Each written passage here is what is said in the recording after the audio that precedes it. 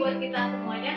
Terima kasih buat kepala sekolah sebenarnya yang sudah memberikan kesempatan kepada saya di sini untuk menyampaikan materi dari pendidikan guru penggerak yang sedang saya ikuti, yaitu mengenai topik budaya positif.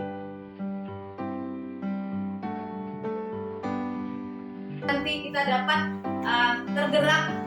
bergerak dan menggerakkan di tempat kita masing-masing, sehingga pendidikan dan di negara Indonesia secara khusus di tempat kita ini dapat juga lebih baik.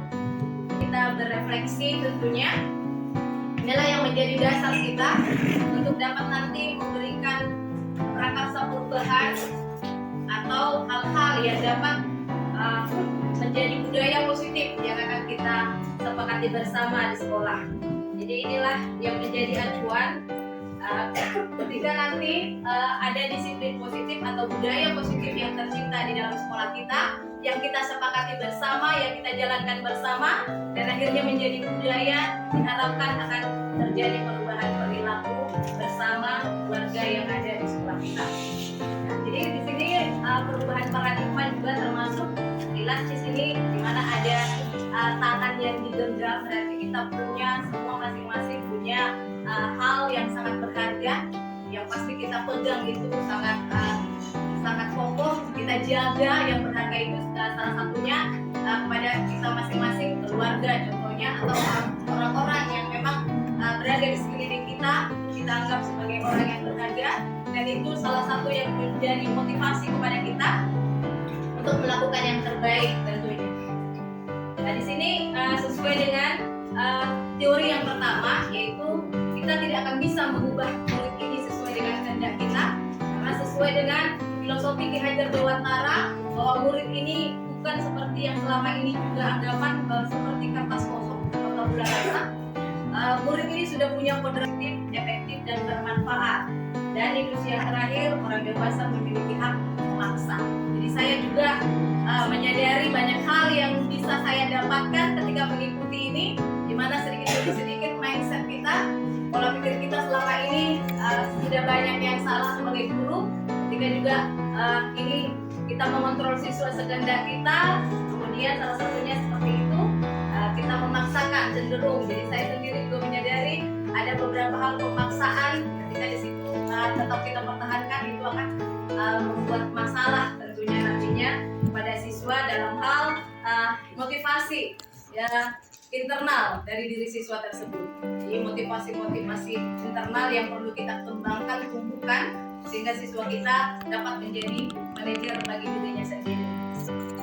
Kemudian dalam hal ini, kalau dimulai dengan disiplin positif, maka akan tercipta lingkungan yang positif, dan itu akhirnya akan menjadi budaya.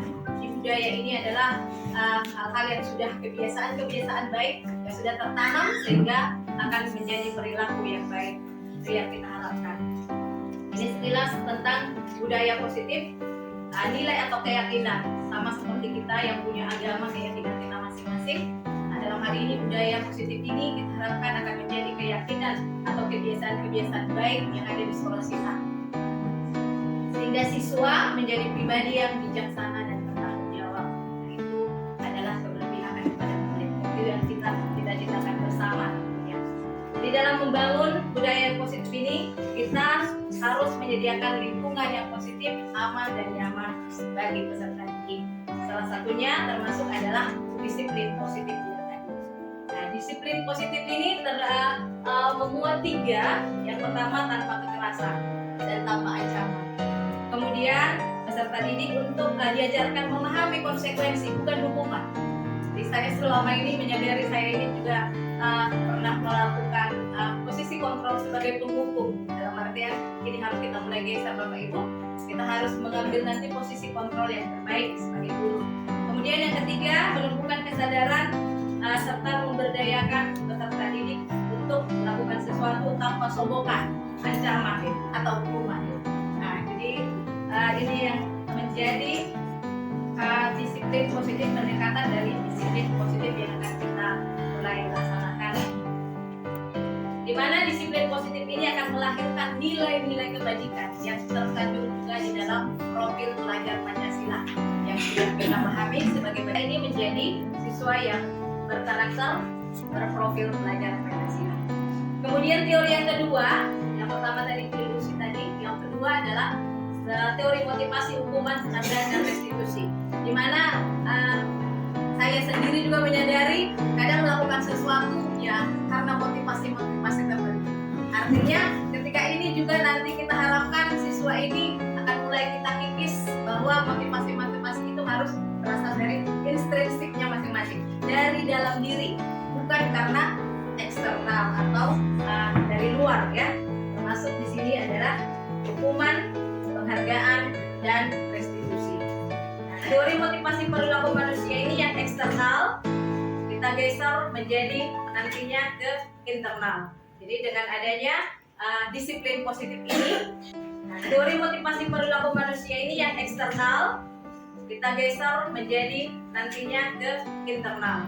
Jadi dengan adanya disiplin positif ini, inilah yang kita terapkan di sini, motivasi internal, sehingga bukan hanya motivasi eksternal yang ditonjolkan. Jadi salah satunya adalah penghargaan. Ini adalah motivasi eksternal. Melakukan sesuatu karena ada penghargaan. Jadi dalam hal ini kurang positif. Ini bukanlah disiplin positif, bukan budaya positif. Nah, inilah yang akan kita mulai biasakan sehingga siswa itu melakukan apa yang kita harapkan, bukan karena motivasi penghargaan. Kemudian tindakan guru dalam hal ini kita bisa melihat masing-masing yang sudah pernah kita laksanakan.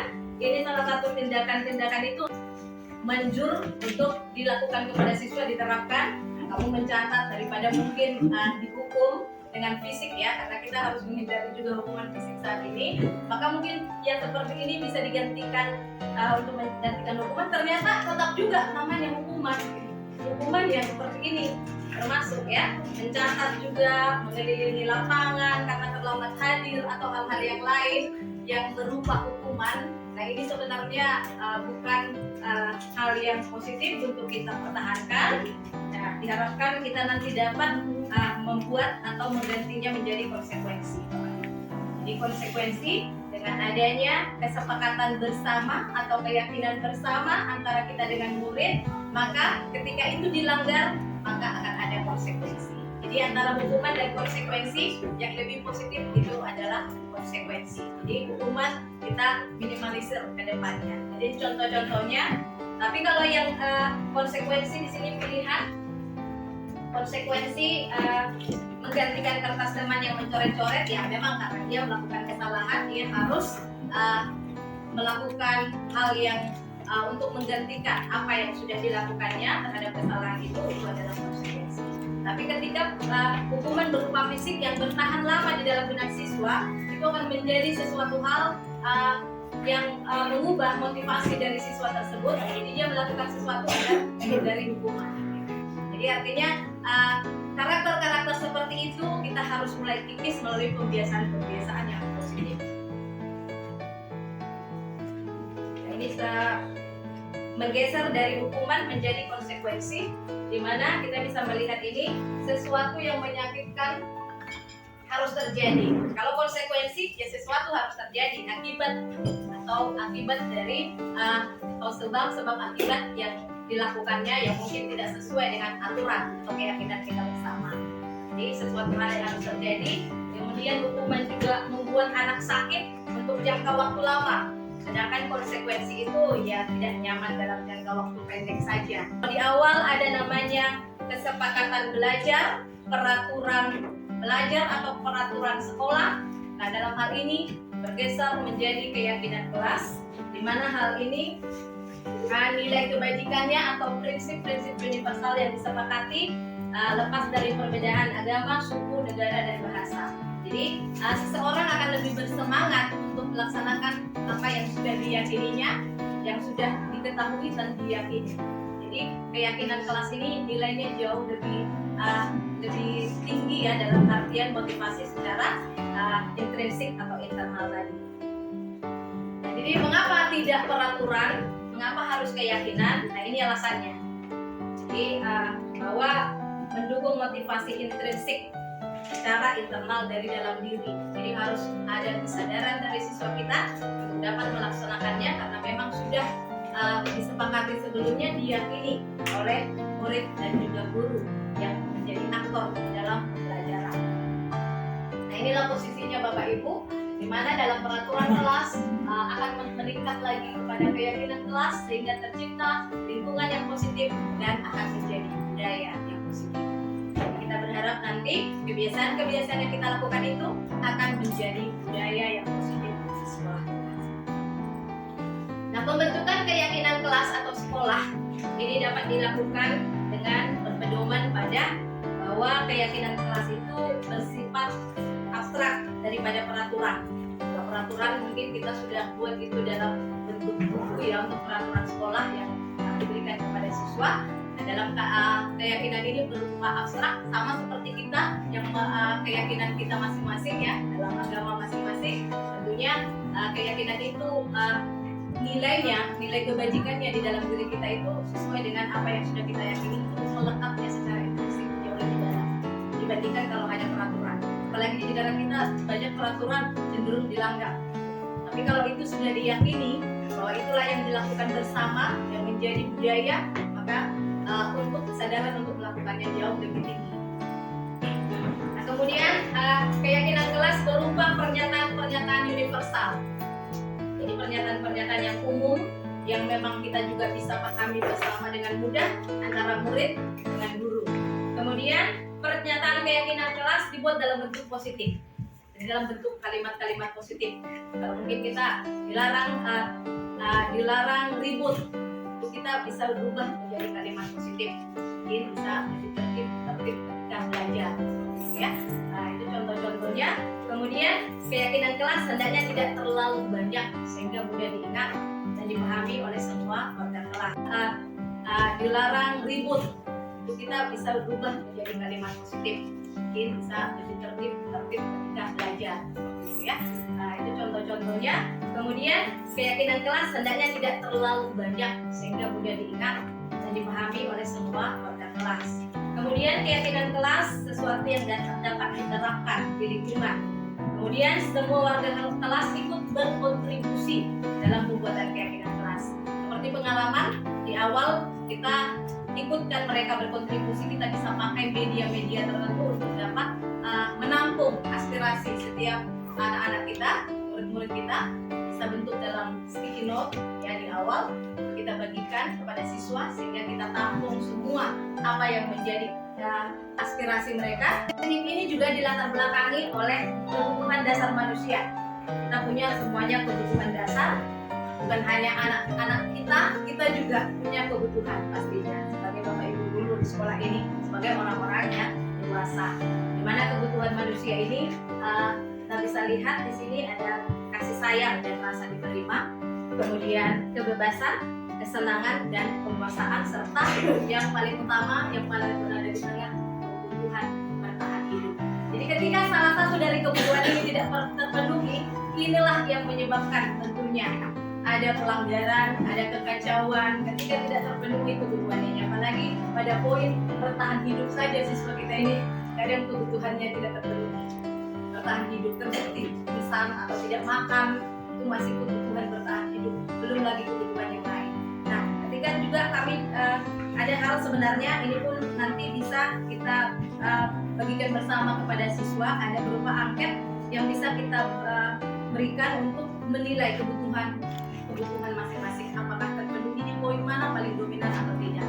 Sama seperti saya yang sudah melaksanakannya, setelah saya cek dari angket ini, ternyata kebutuhan yang saya miliki ketika dievaluasi berada pada kebutuhan kasih sayang dan rasa diterima mendominasi, menempati urutan yang teratas. Demikian juga nanti sebagian, sehingga kita bisa tentunya karena itulah saya kembali juga berefleksi, ternyata ada kebutuhan, padahal kebutuhan guru banyak, harus siswanya mengikuti apa kemauan gurunya di kelas. Ternyata pemicunya juga kebutuhan mereka yang belum terpenuhi. Nah, di sini kita Bapak Ibu akan kembali merefleksi diri juga untuk memperhatikan kebutuhan ini kepada siswa kita. Kemudian ini masing-masing nanti akan bisa kita baca secara ini ya, khusus. Ini pengertian masing-masing, kita secara umum sudah paham itu apa kesenangan, perlindungan akan pilihan juga, kebebasan juga kita sudah pasti paham. Saya yakin Bapak Ibu semuanya adalah kaum intelektual yang bisa nanti juga membaca atau mencari lah referensi-referensi apa saja tentang kebutuhan dasar tersebut. Nah, materi yang berikutnya adalah posisi kontrol.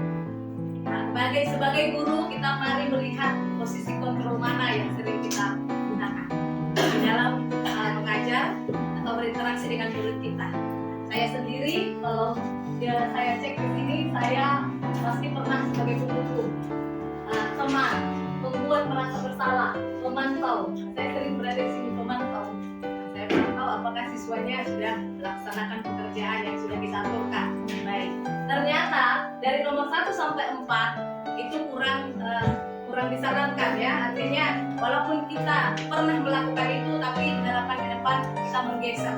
Harusnya kita berada di posisi nomor 5 sebagai manajer. Agar siswa itu dapat menjadi manajer bagi dirinya sendiri. Jadi diharapkan ketika kita melakukan posisi kontrol ini, siswa kita akan dominan juga mengikuti apa yang kita sudah pilih.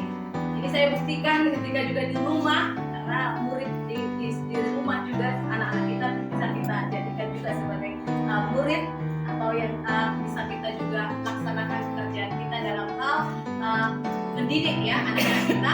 Dalam hal ini sering pada posisi 1 sampai 4, kadang itu adalah motivasi eksternal yang muncul. Tapi kita ketika mendominasi di posisi kontrol yang kelima manajer, maka motivasi intrinsik atau internal dari murid itu akan tumbuh dan berkembang. Nah, yang mana posisi-posisi ini ya, ini gambarannya ya Bapak Ibu untuk merefleksi kita lagi atau mereview lah saya katakan. Dimana kalau penghukum itu kadang menunjuk-nunjuk, menyakiti, menyindir. Nah, ini kadang secara verbal itu kadang banyak dilakukan oleh Bapak Ibu. Bapak Ibu guru di kelas secara verbal, mungkin dari apa ya perkataan kita ya, secara simbolis juga itu sudah termasuk bullying pada siswa. Nah, membuat rasa bersalah ini salah satu contoh kita membuat anak didik kita itu merasa bersalah dengan pernyataan-pernyataan. Itu juga negatif, bukanlah budaya positif. Kemudian yang ini tadi ya, bagian yang teman dan pemantau. Jadi mengharapkan imbalan dan ketergantungan pada orang lain. Nah, jadi ketika kita gunakan juga posisi kontrol sebagai teman ya, ayo bantu ibu atau apapun itu bahasa-bahasa yang kita lakukan untuk sebagai teman mereka, itu pun secara negatif ya, negatif pengaruhnya kepada siswa itu bukan pengaruh yang positif. Jadi artinya kalaupun ini pasti kebiasaan itu pasti ada dari posisi kontrol yang sudah pernah kita lakukan, tapi ke depan kita lebih mendominasi dalam posisi manajer pada siswa agar mereka juga dapat menjadi manajer bagi dirinya sendiri ke depan. Kemudian ini pernyataan-pernyataan ya yang membuat merasa bersalah itu, saya kecewa sekali dengan kamu, contoh-contohnya ya. Nah, menghukum kamu tidak pernah melakukan ini, disertai juga dengan hukuman-hukuman. Kalau sebagai teman, ayo lakukan demi Bapak Ibu. Bagaimanalah sebagai temannya, sebagai teman, ya memang dekat, tapi kurang mendidik. Kemudian pemantau, ya ada iming-iming tentunya. Kadang kalau tidak disertai iming-iming, siswa kita ini memang tadi motivasi penghargaan, hukuman, konsekuensi. Nah, kadang karena sudah dibiasakan ya, jadinya ketika kita mulai menggeser itu agak sulit berubah. Tapi tidak ada yang tidak bisa berubah Bapak Ibu. Kita pun akan mulai itu perlahan tapi pasti akan ada perubahan yang lebih baik. Kemudian posisi sebagai manajer itu yang akan diharapkan sehingga ada pergerakan dari posisi kontrol yang tadi nomor 1 sampai 4, kita akan berubah menjadi posisi manajer. Jadi di mana manajer ini kita melibatkan siswa di dalam menyelesaikan masalahnya. Jadi tidak melulu kita yang harus memberikan konsekuensi, tapi mereka juga harus bisa mengatasi masalah mereka sendiri. ketika berani mengungkapkan apa yang merupakan masalah atau persoalan mereka atau kesepakatan di awal yang sudah kita lakukan. Jadi ketika ada pelanggaran, kita diharapkan sebagai guru dapat menyelesaikan persoalan-persoalan itu dengan segitiga restitusi. Di mana langkah pertama kita harus menstabilkan identitasnya. Memang dari video bisa langsung ketika saya menjelaskan mungkin jadi ketika video kita bisa melihat tahapan-tahapan itu. Jadi menstabilkan identitas, kita tanya dulu Bapak Ibu apa masalahnya. Jadi memang proses itulah yang dimaksud dengan segitiga restitusi. Ada 3 tahapan. Ketika mereka sudah mengakui, maka kita juga dapat validasi tindakan tahapan yang kedua. Kita dapat menanyakan mereka apa alasan-alasan dibalik itu.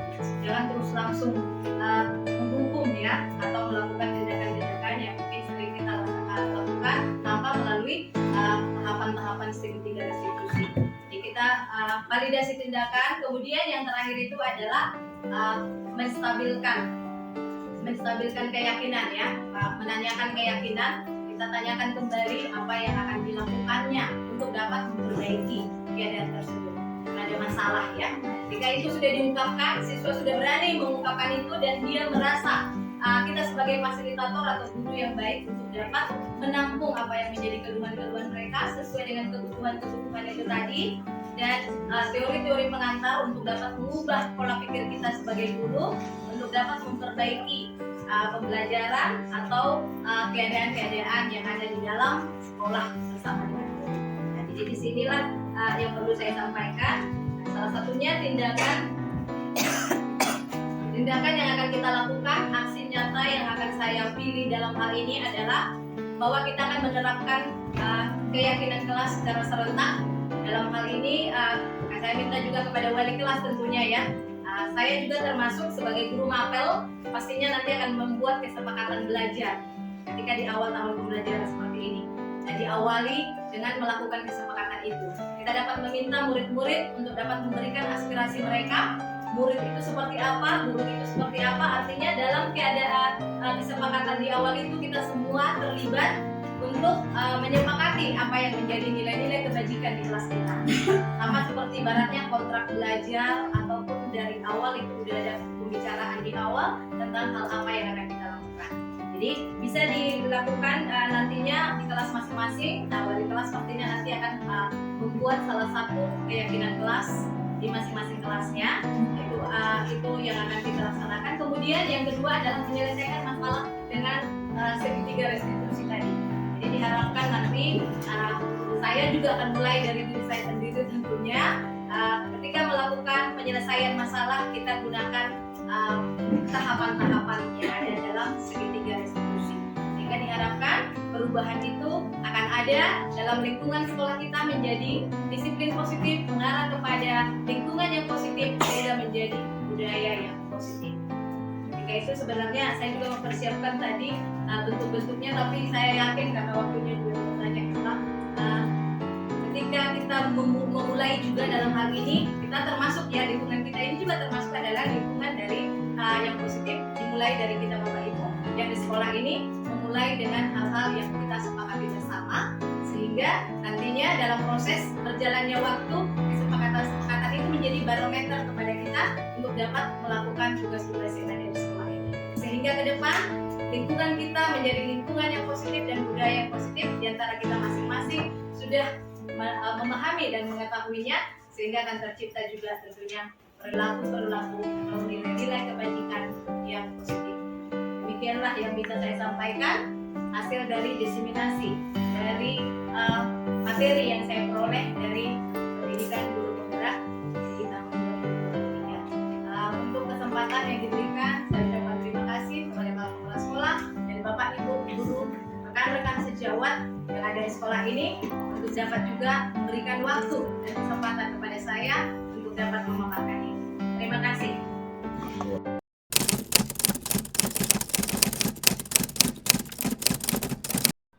Seperti yang Ibu sudah sampaikan di warna hijau, apa yang kamu harapkan untuk dapat kita wujudkan bersama ketika belajar, yang kita yakini bersama.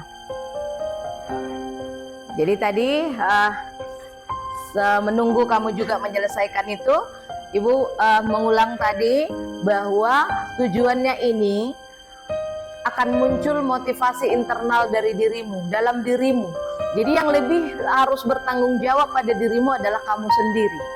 Jadi harus muncul dalam dirimu, harus muncul kesadaran untuk melaksanakan keyakinan itu, kesepakatan itu, bukan karena faktor-faktor yang dari luar, bukan karena dipaksa guru, bukan karena mau dapat nilai bagus, tapi lebih kepada kamu dapat bertanggung jawab pada dirimu, kamu dapat nantinya menjadi manajer bagi dirimu, ya. Jadi kita harus mengatur diri dulu, baru kita bisa mengatur orang lain. Nah, seperti itu. Jadi motivasi internal. Jadi kalau hanya motivasi eksternal yang muncul dari dirimu karena sebab-sebab dari luar gitu ya, itu kamu belum bisa dikatakan orang yang bertanggung jawab pada diri sendiri. Belum bisa menjadi orang yang punya perilaku yang dapat dijadikan bertanggung jawab gitu. Artinya perilakumu itu belum sepenuhnya muncul dari kesadaran sendiri. Oke, kita akan mulai ya.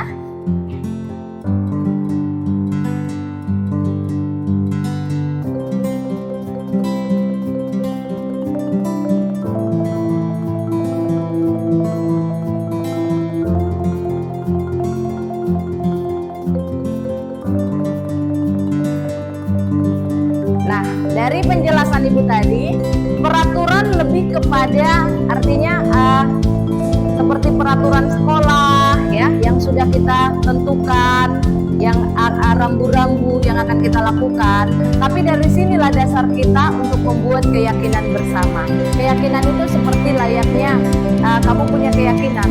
Kalau keyakinan agama ya, agama dan kepercayaan. Kita sudah tahu kalau dalam keyakinan kita itu berbuat baik itu ya ajaran agama kita melaksanakan itu. Nah, jadinya harus seperti itulah peraturan-peraturan kita itu lebih kepada bentuk keyakinan. Kamu meyakini kalau saling menghargai itu wajib hukumnya, gitu ya. Artinya kita akan berbuat baik, akan menghargai satu sama lain ketika kita sudah meyakini itu. Tapi kalau masih kesepakatan atau peraturan lebih kepada mungkin dilanggar jadinya gitu ya. Artinya dia mengharapkan sesuatu itu karena motivasi eksternal tadi. Karena motivasi eksternal, peraturan-peraturan itu agar guru saya tidak marah, agar saya tidak menerima hukuman gitu. Jadi keyakinan ini lebih lagi dalam artian motivasi internalmu yang mau kita munculkan, kesadaran diri ya. Jadi kalau sudah dikatakan keyakinan, maka kita harus sadar untuk dapat berupaya melakukannya. Sama seperti agamamu, keyakinanmu. Mungkin kalau kamu hanya melihat orang, kamu tidak akan melaksanakan ajaran agamamu dengan baik. Tapi kalau kamu menyadari sebagai orang yang beragama, kamu wajib melaksanakan ajarannya. Seperti itu ya. Beda keyakinan dengan peraturan. Nah, sekarang kita rangkum. Kita akan lihat. Nah, ini akan kita jadikan menjadi keyakinan kelas di sini. Berapa poin nanti yang kita dapat?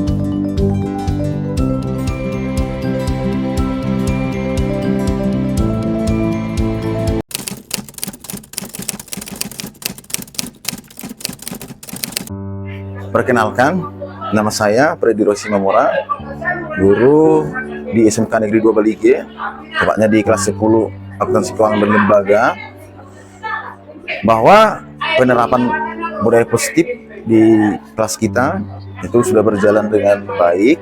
Salah satunya adalah dengan kesadaran bekerja sama. Nama saya Citra Tajulu, saya kelas 12 SMK dari SMK Negeri 2 Bali G. Yang saya rasakan dari keyakinan kelas adalah saya menjadi lebih fokus dalam belajar dan saya menjadi disiplin masuk ke kelas dan tepat waktu. Sekian dan terima kasih.